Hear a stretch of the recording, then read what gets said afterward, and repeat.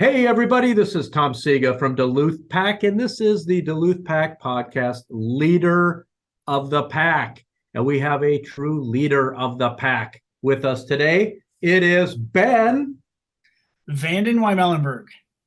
Thank you for bailing me out, Ben. I appreciate that greatly. Ben is the founder and CEO of Woodchuck USA, another great USA brand, folks. So by the end of this, we're going to get you all the social handles and everything so you can start following him. You can go on his website. You can see some great products. Welcome, Ben. Thanks for having me. Yeah, excited to be here. Oh, it's really fun. We're gonna learn all about you and your company, which is such a really super cool company. And I'm another Minnesota-based company, so how cool is that, right? Yep, absolutely.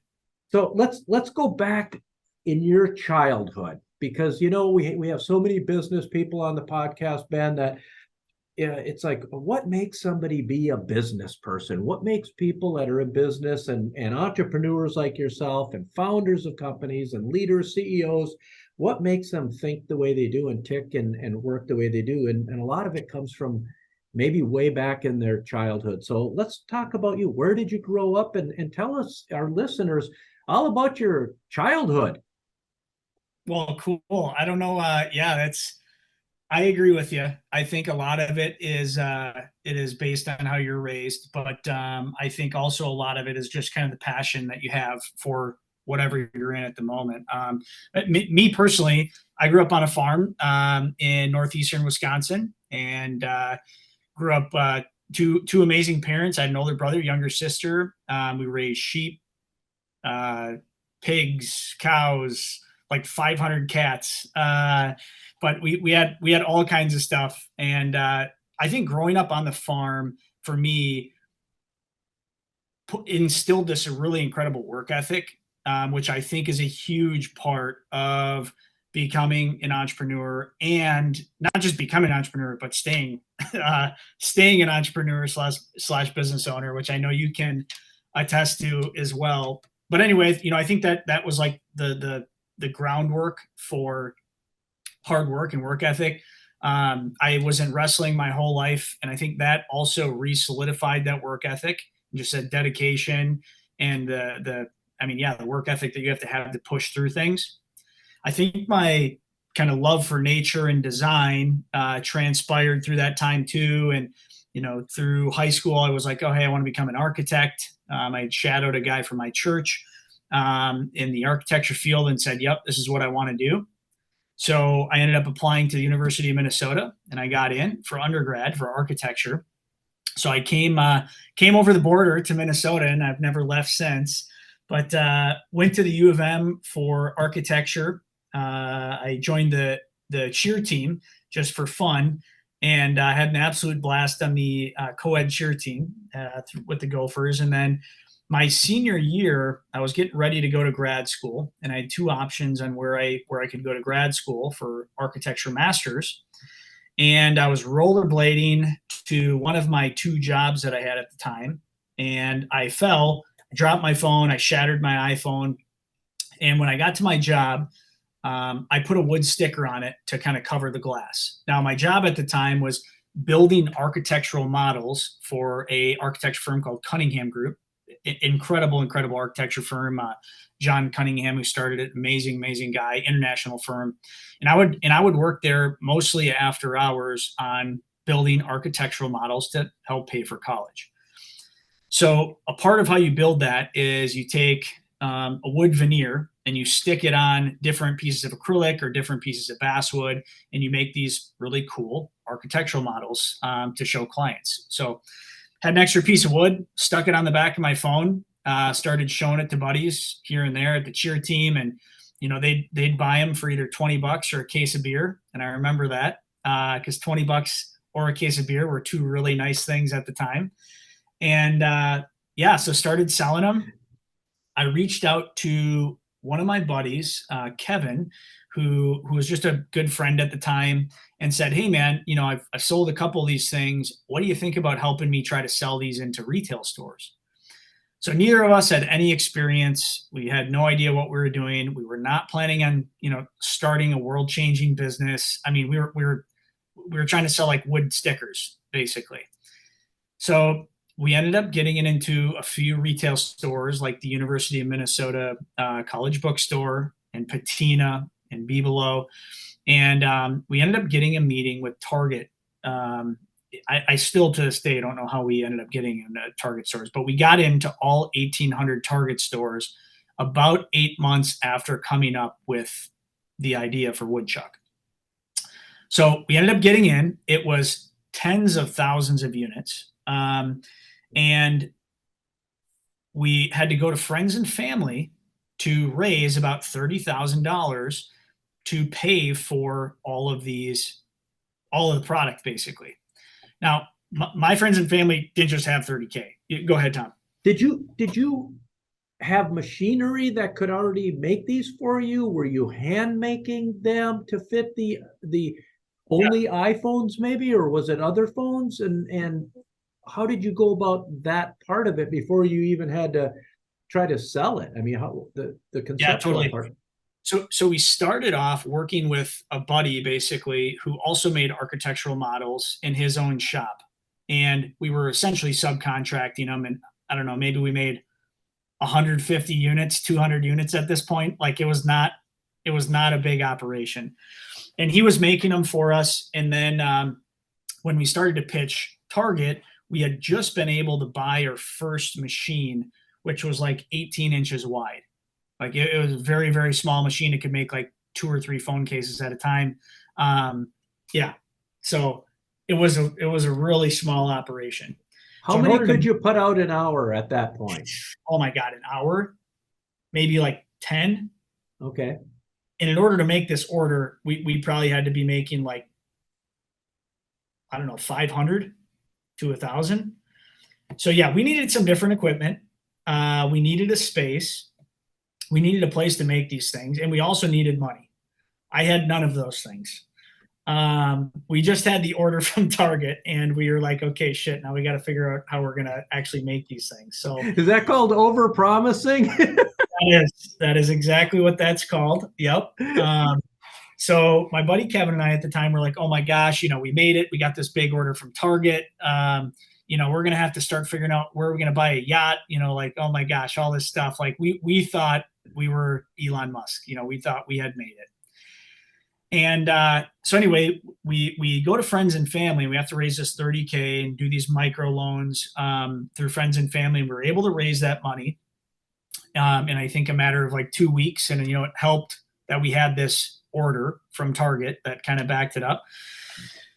We enlisted the help of friends and family. We didn't pay anybody to help us make these things. We just paid them in pizza and beer because we didn't have money to pay them. They helped us make them, and we shipped out, I believe it was like 20-some thousand units a couple weeks later into all 1,800 Target stores. So we shipped the units out. We're getting really excited. We get that we're going to get the sell-through report the following week. And we get the sell-through report in all 1,800 stores. We sold 7 units. And we're thinking, oh shit. This has to be a misprint. Did we sell 7,000? Maybe they just left out 3 zeros. Like this has got to be wrong. Well, we wait the next week. Same thing. It was like 11 units or something like that. Total flop. What we also didn't realize is we had signed up for essentially what is now consignment. We didn't get paid until the units sold. Now, these are all things that someone 6 months into business usually doesn't know, but other business people probably do know, or people that are in business probably understand. So we were then sitting there with 20-some thousand units of product that we couldn't sell.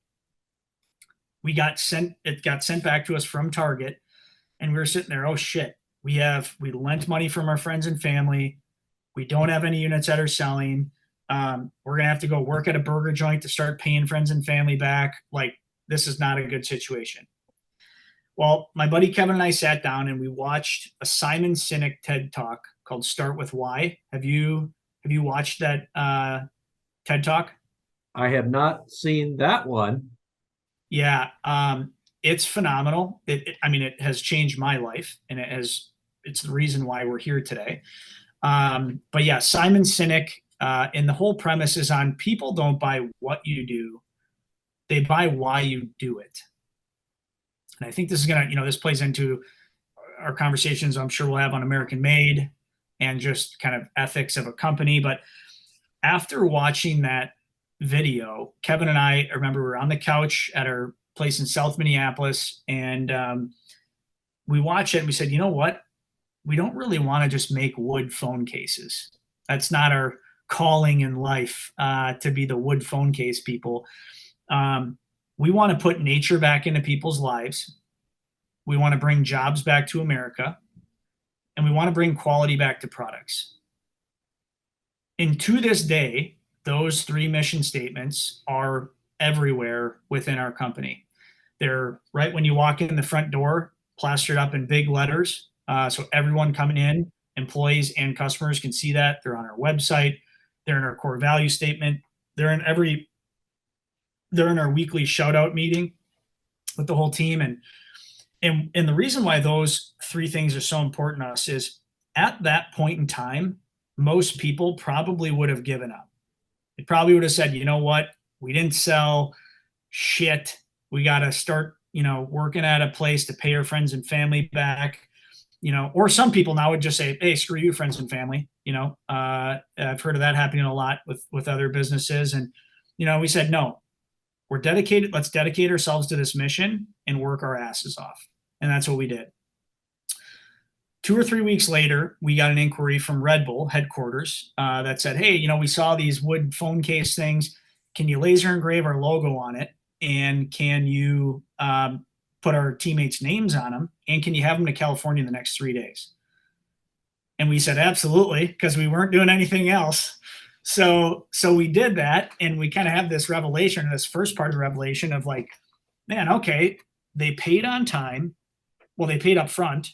They paid full price, and they really liked the product. The next week, we had another order from them. Wow, this is good. We should reach out to other businesses.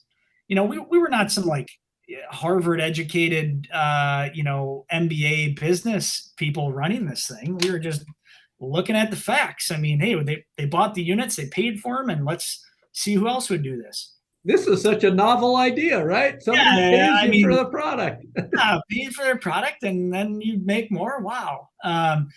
So we really just started in the corporate gifting space from there, and then really started to just focus on that mission, to here we are now, 11 years later. 60 employees, millions of trees planted, 4 million plus now, on 6 different continents, millions of products out in the consumer space, with that simple focus of nature back to people, jobs back to America, quality back to products. That is awesome. So was this in 2012, and was this the first venture, which was called Workbench Studios? So yeah, it actually is just Woodchuck USA. Workbench Studios is my own personal LLC, basically, that now has turned into a real estate LLC. For multiple different tax reasons, there's multiple different LLCs, as you know, as a business owner. But yeah, Workbench Studios is like the real estate side. Okay. And so this was part of in the founding of Woodchuck USA. Yep. So you have this passion for made in America. Tell us what goes into making your products, and also what is the breadth of your product now? It started with a phone case, if you will, or phone cover, like a laminated wood phone cover for people if they're kind of picture what you started with. And then you were able to private label that by laser engraving Red Bull on it. Where did you expand from there, and how did expansion of the width of your product line come into play? Yeah, totally. So where we are now, if you go to woodchuckusa.com, about 75% of our total business is corporate gifting. So it's, wood journals, wood bottle openers, wood flasks, wood luggage tags, serving trays, home goods, all different kinds of products. I think we have over 500 SKUs on our website. that all of them you can customize with your brand, your logo, or a name. And that's that portion. About 25% of the business is our wholesale. So selling into independent retailers like boutique retail, for example, Duluth Pack, or high-end resorts like Yellowstone Club or Spanish Peaks or Brush Creek Resort. And then we also do sell direct to consumer. So if you want to buy a single serving tray with your name on it, you can do that on our website. So that's kind of our consumer facing portion of the business. On the custom packaging side, which has become a large portion of our overall business, we do custom boxes for all different kinds of things. For corporate gifting, we do custom boxes where people will put meats and cheeses in a box and send it out.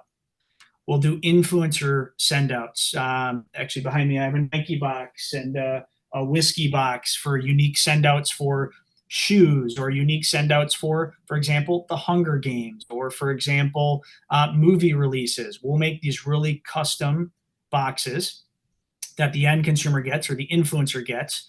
And the nice thing about a luxury package or a luxury box when you're sending out influencer gifting is they're not going to throw away the box. They're going to keep this and they're going to continue to use it. So a lot of the companies out there are realizing, hey, when I do an influencer launch or when I do a new product launch, I want them to not only hold on to my product, but I don't want them throwing the box away. I don't want them throwing the experience away. And that's something that we've really put a really big focus on and has become a big part of our business. Ben, when it comes to running the business, now it's growing, and I'm kind of going back a little bit.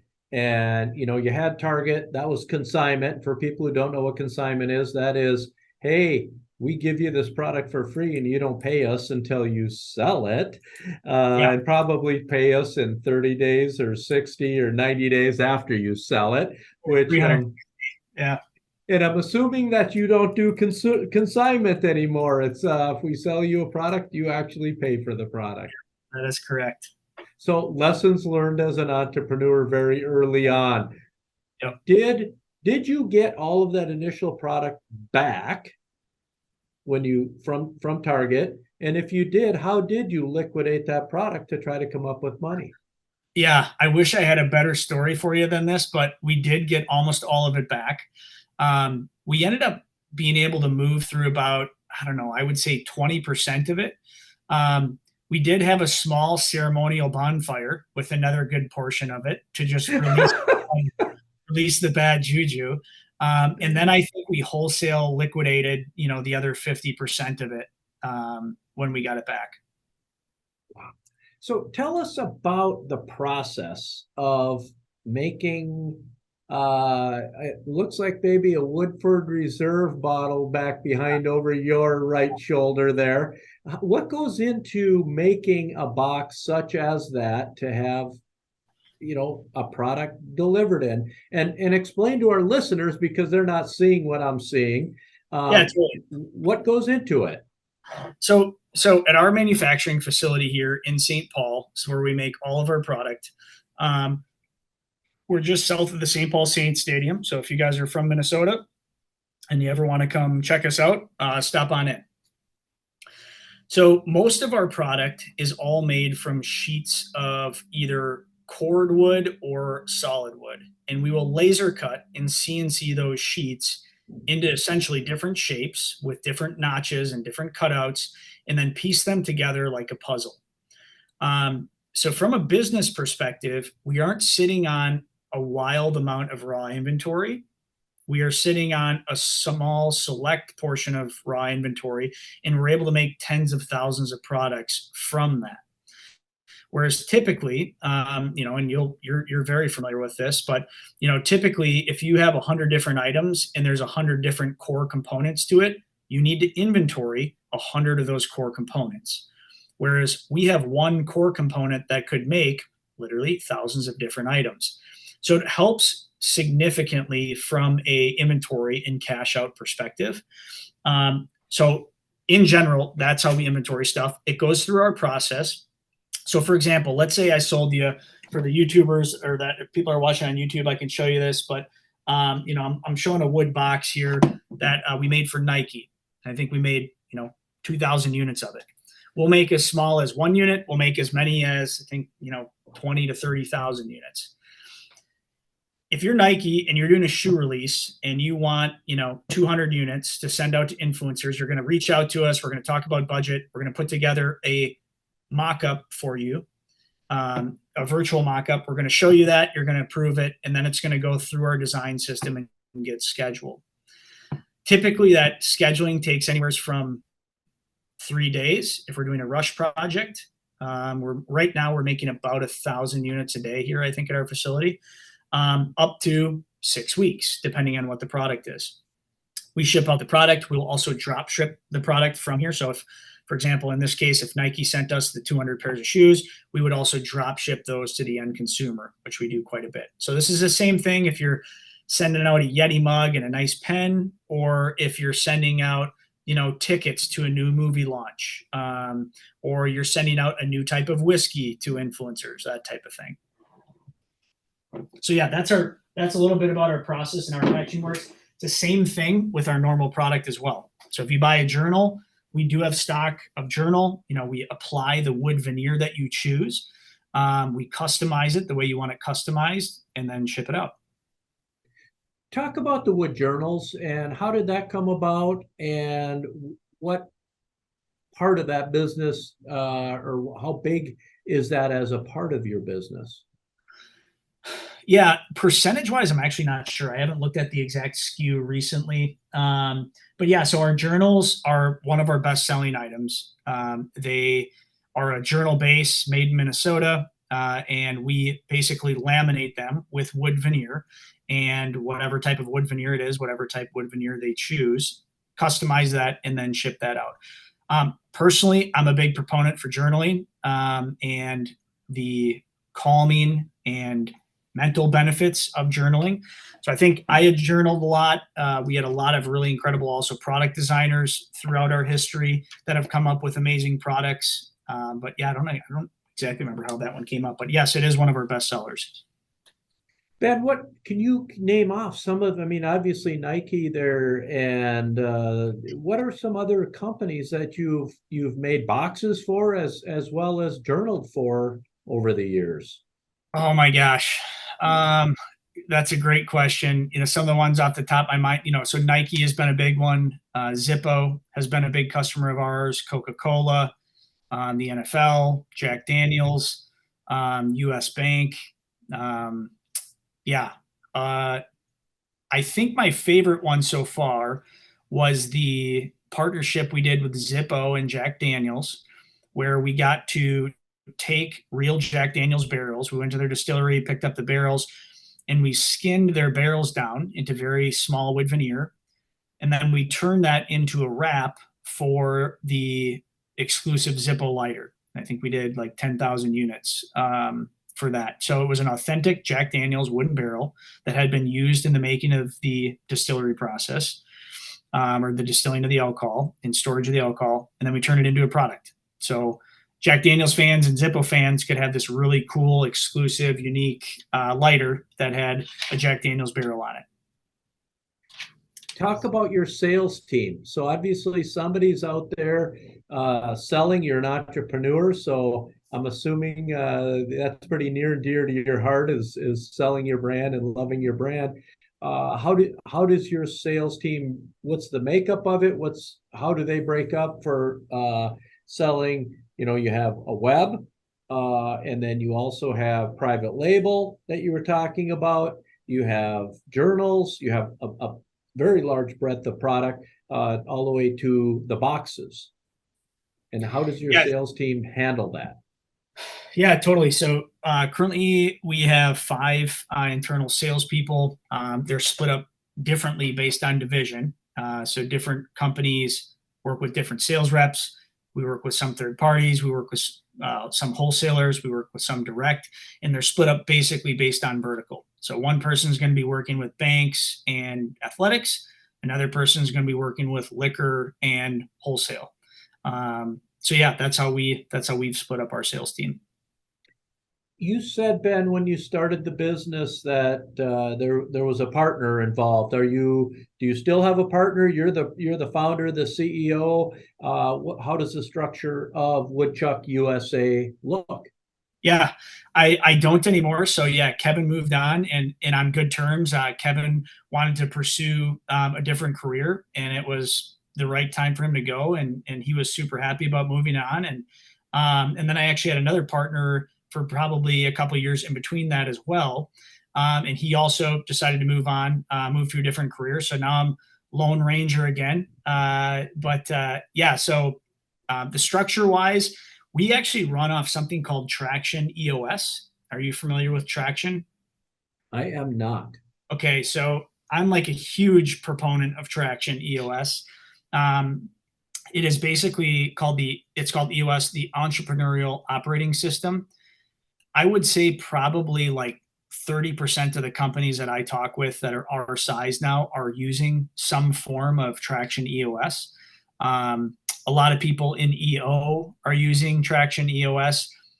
Frankly, we would not be in business if it was not for Traction EOS. And I say that confidently, um, especially since especially since there wasn't really any business knowledge prior. Like I didn't know what an invoice was. I didn't know what a P&L was. I didn't know what any of this stuff was. There was not a lot of this baseline information. This EOS platform really helps you get stuff dialed in, um, has you have consistent weekly meetings, quarterly meetings, so on and so forth. In every single business that I've been a part of since Woodchuck, we've implemented Traction EOS, and we've seen a significant ramp up in not only team culture, but also sales and being on the same page. So, for example, at NatureLink, so we just launched a resort in Nisswa last year called NatureLink, and then there's a wedding venue on it as well called Catalyst, and it's all under the NatureLink umbrella. Our business partners, my wife and I's business partners, also decided that they had used Traction US, and we were going to do that. We were going to implement that from day one. We were able to ramp and start this new resort, I mean, within a matter of months, essentially, by using Traction EOS and all being on the same page, same verbiage, same metrics. If we would have not have implemented that, I think it probably would have took us probably close to 3 years, maybe 2.5, 3 years. And I look back at Woodchuck the first couple of years that we didn't do it. I think we could have gotten. I think this is why they call it traction, but we could have gotten immense more traction on our business model and on our ideas if we would have implemented that sooner. But yeah, every single business since then, whether it's real estate, the resort, new projects here at Woodchuck, we are always implementing traction. What are the departments that you have at Woodchuck today? Yeah. Obviously, production. Yep. Yep. We definitely have production. So yeah, actually really quick back to the traction thing and kind of that model. So in between what's called a visionary, which is my position, I'm also acting as integrator for the next couple of weeks. By the time this podcast airs, we will have hired our integrator, which I'm very excited about. But there's an integrator, and then under that, there's a few different divisions. For us, we have a COO who's over chief operating officer that's over all of production. We have design because we are a very design forward company, and design is a big part, not only designing new products, but essentially engineering products for customers, since most of our packaging is custom every time. We have finance, pretty important, finance and HR. And then sales is our final division. You said that you recently spooled up in the web area. Can you tell us how that went for you and what type of growth and I guess what worked and maybe what didn't work for you Yeah. right away? Well, I think jury's still out. I'll definitely be able to tell you by the time the podcast launches, I think. But we have tried over our 11-year history to launch a really successful B2C website multiple times, and it's failed almost every single time. Now, in my opinion, based on where we were in the past, we had put a huge focus on our B2B, and because the orders were essentially, easier to get for us in the way we were set up, doing a 5,000 unit order was a lot easier than doing 5,000 individual orders. That was all great and dandy at the time, but as we continue to grow and we want to really capture more market share and also make a more sustainable company, a lot of companies are talking right now about an omni-channel approach and how an omni-channel approach is the best approach for sustainability in a company from a revenue perspective and an employment perspective. So we were really heavy on B2B. We were pretty good on wholesale as well, so selling into small retail stores. But this omni-channel approach also includes, how do you sell the B2C? So that's something, yeah, you're right. Starting in January, we really put a big focus on how do we sell successfully B2C. We're selling on Amazon, Etsy, and our own e-commerce, the woodchuckusa.com website. And we've been doing a lot of testing over the last 6 months. And as you know, holiday really picks up for sales. So we're really excited to see how our email implementation, our AdWords campaigns, and things like that are going to help us this Q4. And we'll be able to really take a hard look at, did those things work? Were they successful? Were they not? And really just continue to work on our B2C approach. Pretty much just have more streams of income coming in. And if, one stream is down, hopefully the others are picking up the slack. Yeah, I think, and I'm sure you've heard this too, a lot of people will say, well, just do what you're good at. Just do one thing and do it really, really well and do what you're good at. And I definitely agree with that to a certain extent, because operationally, it's more efficient. You can be more profitable by focusing on one thing and doing it really, really well. That's just a fact. So if all we did was make custom wood boxes, we would probably be more profitable. Now, that being said, what happens in a recession when no one's buying a wood box? Well, then your company goes to zero and you go bankrupt, right? So I think there's a little bit of, hedging risk. And I think that's why a lot of private equity and a lot of, big companies are talking about omni-channel approaches, is because they saw what happened during COVID and they saw what happened in this downturn right now. And who knows what's going to happen in the next 12 months, where interest rates going, how's it going to affect companies? And I think that's why this omni-channel approach is getting more popular, because, companies are seeing, and private equity is seeing, and investors are seeing, hey, you know what? I actually care a little bit less about the best profit returns, and I care a little bit more that you're going to be around in 3 years.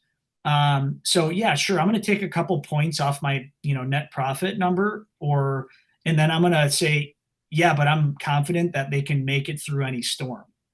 And as a business owner, that's what I want. I want consistency for my employees. Yes, don't get me wrong. We want to generate profits. We continue to grow and provide more jobs and plant more trees across the world.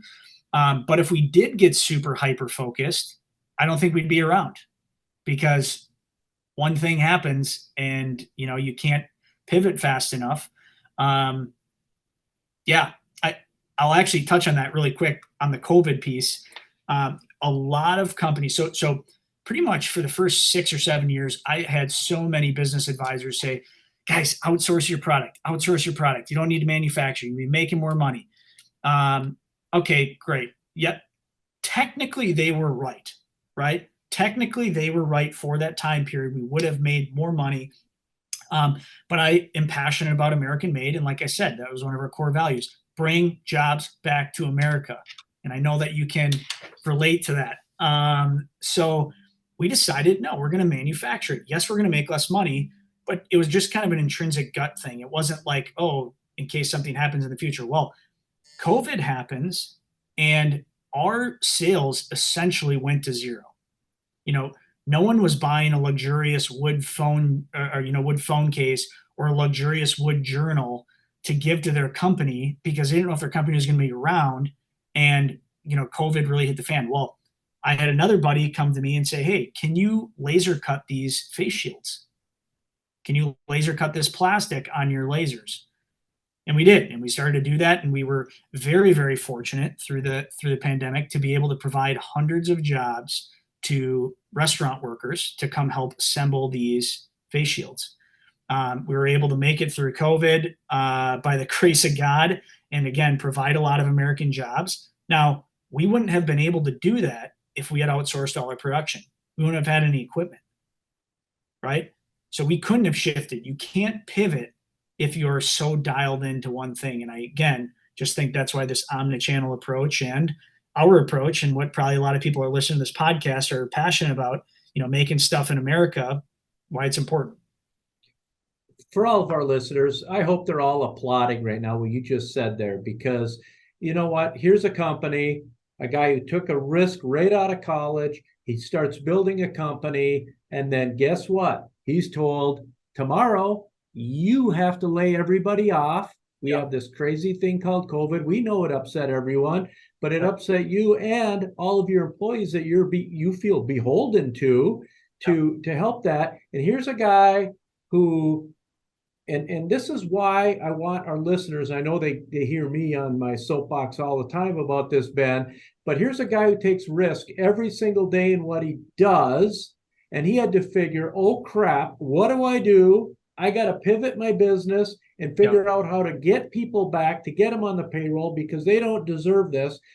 Thinks out of the box, makes face shields, a need that there was then, utilizing his equipment that he's invested in and probably owes a lot of money on, as entrepreneurs and small businesses do, to keep his business alive.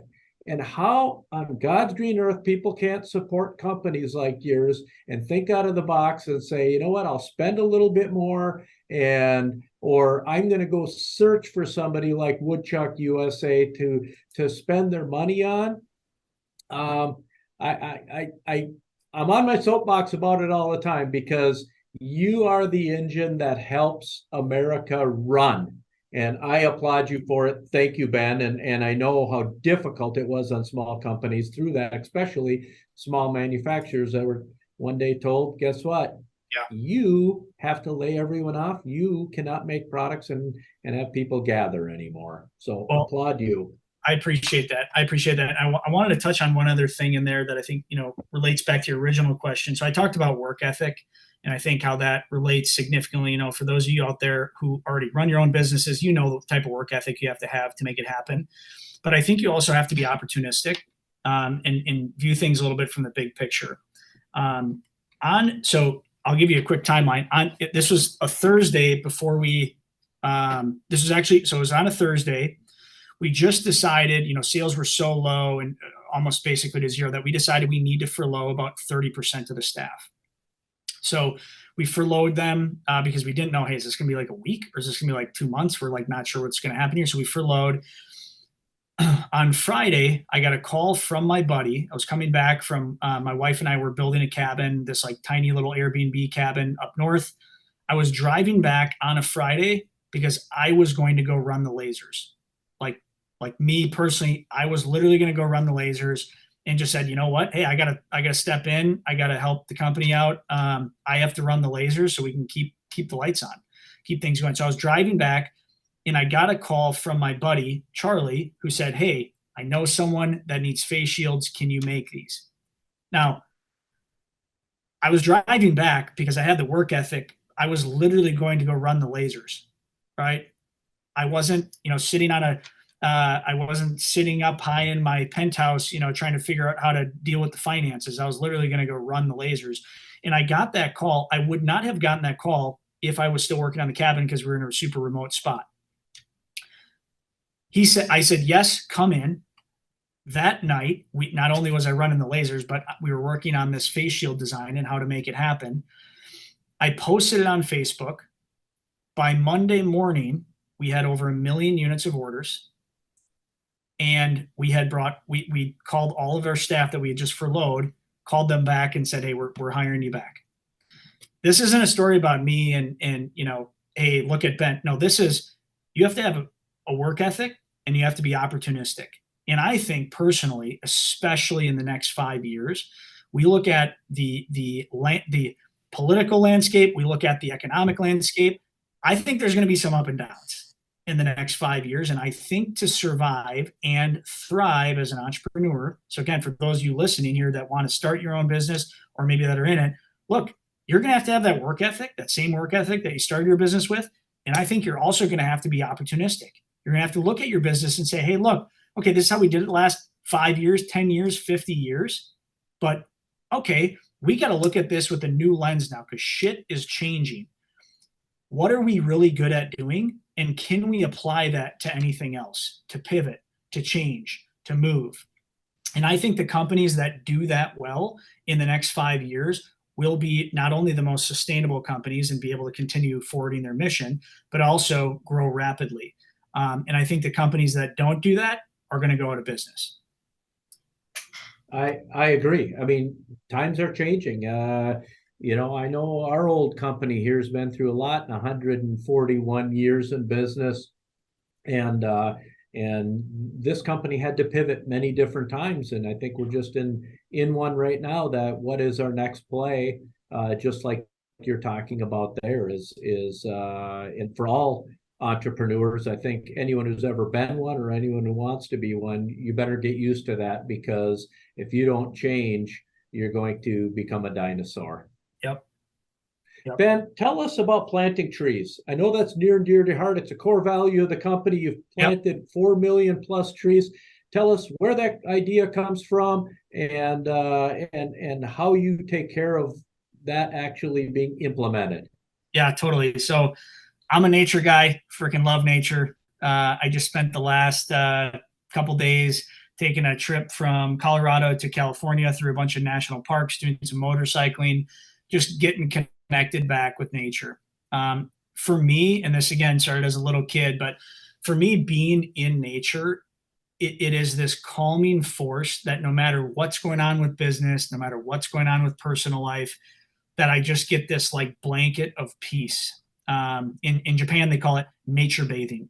And for me, that's like kind of where the passion came from as far as like nature goes. But trees specifically, this was actually a couple years after starting Woodchuck. I was taking a run through a San Francisco state park. I was just east of San Francisco. We were there for, I think it was a Salesforce thing. But anyway, we were there for some conference. We were selling journals to them. They had journals for their whole deal. And we said, hey, let's go and go take a run in the state park. So running through the state park, beautiful, beautiful trees throughout the whole thing, just incredible forest. We got up to the top and there was a sign up there that said, 100 years ago, there were no trees here. And it literally hit me right there that this is a really easy connection. We should just start planting a tree for every product we sell. And so their buy one, plant one was born on that hill. I still have the voice memo that I left to myself as I was like talking about it. And so originally it started off as, hey, let's just buy a piece of property and plant some trees. How hard can this be, right? Well, it's really freaking hard. So we had bought a small piece of property and we were planting trees, and we had our whole team out. At the time we had maybe 20 people, and I think we had like 2,000 trees to plant. And I'm thinking 20 people, 2,000 trees are going to be done in like an hour and a half. It took us like 12 hours. We did not stop for a lunch break, and we had planted the 2,000 trees. And everyone was completely exhausted. They were completely wiped out. And at the end, it was super cool. Like whatever, everyone was super excited that we had planted all these trees. And I just remember I was like, okay, well, that was like a few days. That was a few days worth of selling product. So we need to figure out a different solution. So that really became my baby, and something that I'm really, really passionate about. But I have found private landowners. We've planted a lot in national forests, surrounding national parks. We've done a lot of international planting through international partners. And personally, I have made it a priority to go to every single one of our planting sites as they launch. We have implemented through the first couple of years, we learned a lot of things not to do.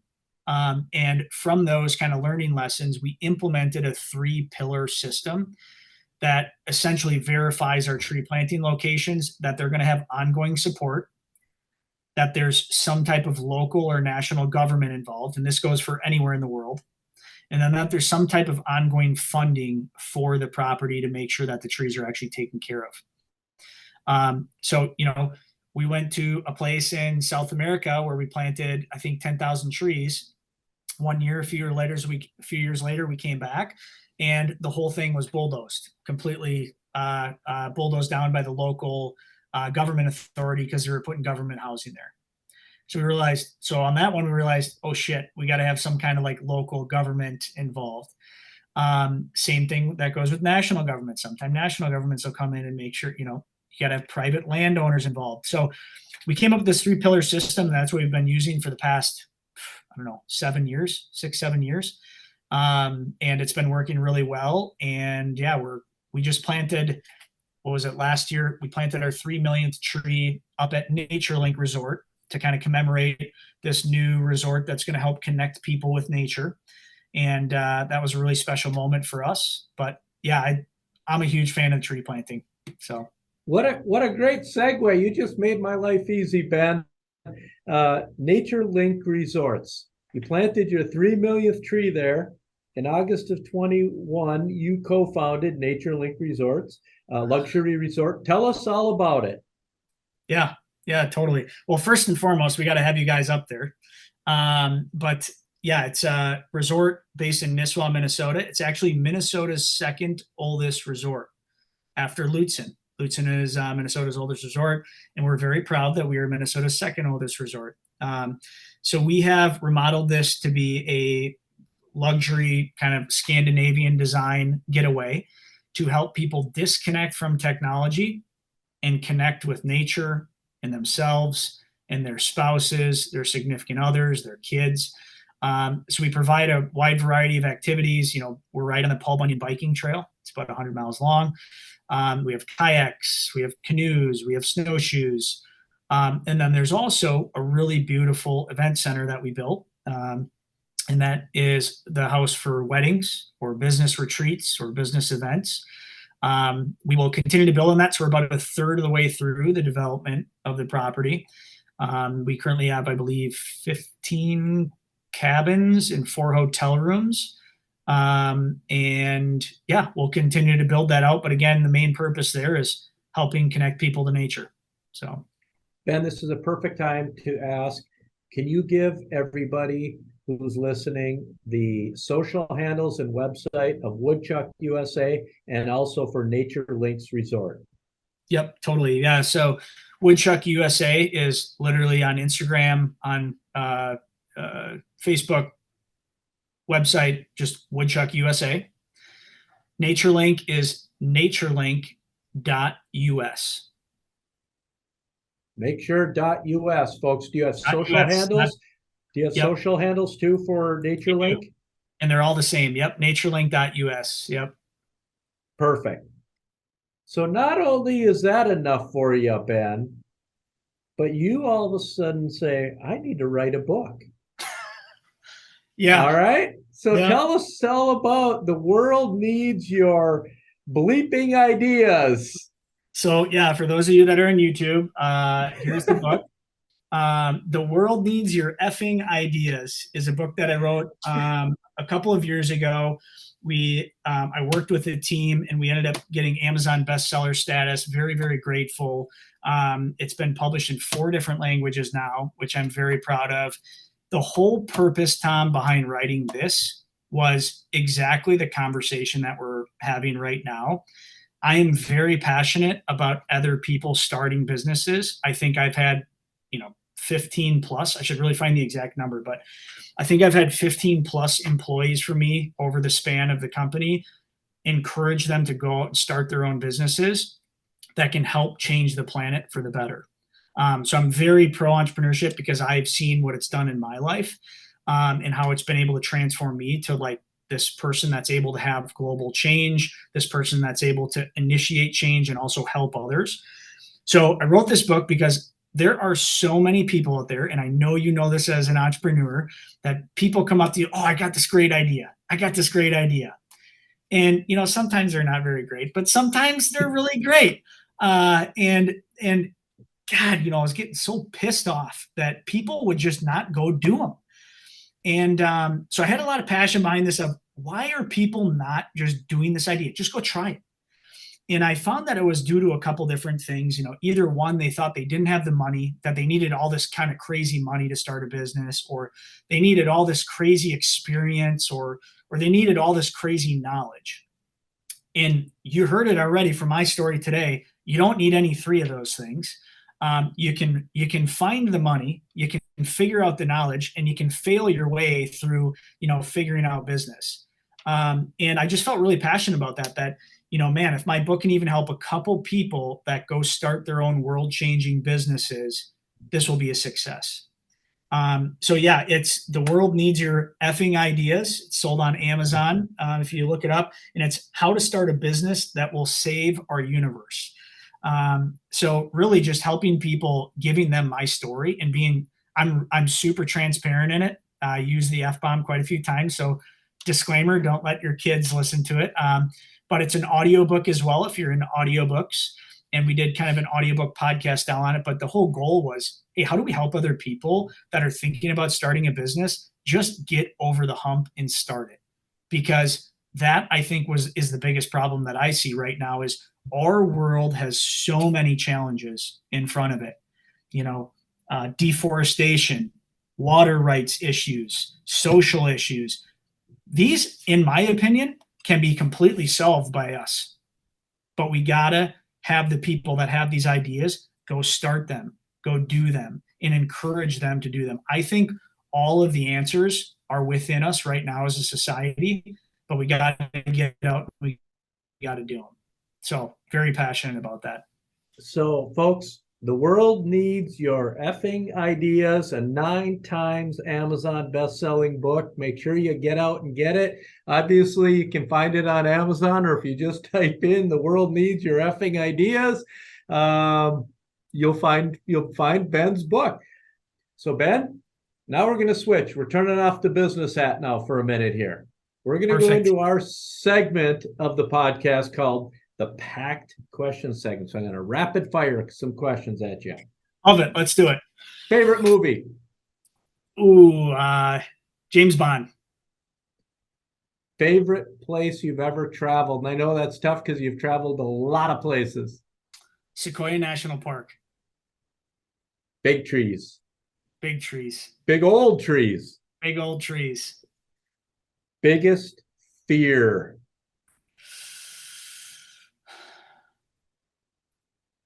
Man, that's a tough one. I think it would have to be something around not being able to help or missing an opportunity to help someone that could have a really positive impact on the planet. Who's your favorite band or artist? Right now I got to go with Tyler Childers. He's just, he's on the top of my mind. Great artist. I love that old country music, and he's got great lyrics as well. And Ben, what is the best piece of life advice that you have ever received? I think work hard, take risks, and adventure. Yep. Great wisdom for a young man, I'll tell you. Holy cow. And folks, our special guest today has been Ben VandenWymelenberg. You got it. I had to do it, Ben. I had to do it.